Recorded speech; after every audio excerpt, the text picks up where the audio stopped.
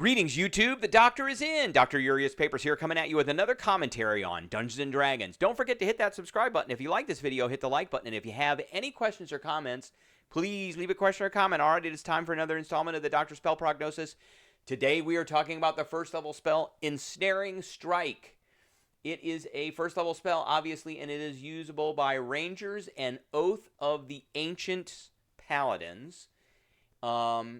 It's a bonus action spell, so I'm giving this a B. I'm giving this a solid B.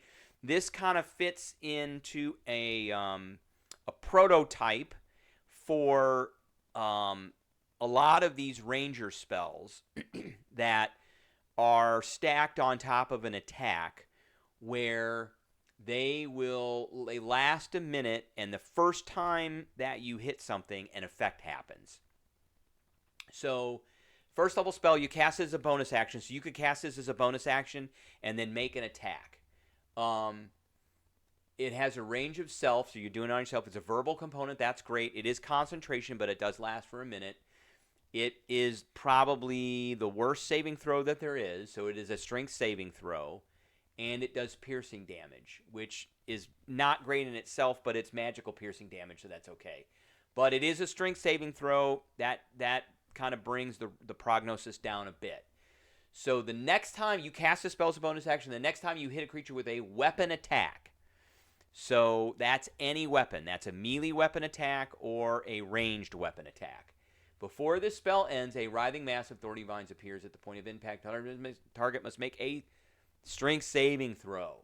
Or be restrained by the magical vines until the spell ends. Larger creatures have advantage on the saving throw. And guess what? Larger creatures usually have the highest strength saves. So not only is it a junky save, but the biggest creatures are going to have advantage on it, which are also the ones that are going to have the highest strength. So you're probably not going to use this on a giant. An ogre, a dragon, things like that. If the target succeeds on the saves, the vines shrivel away.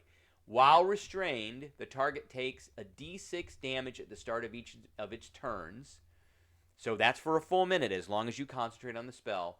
A creature restrained by the vines or one that can touch the creature can use an action to make a strength check against your spell DC. On a success, the target is freed, and you can upcast it.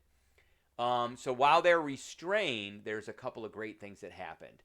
So restrained creatures have a speed of 0, and they can't benefit from any bonus to its speed. Attack rolls have advantage, and they have disadvantage on all attack rolls, and then they have disadvantage on all dex saves. That's a big one.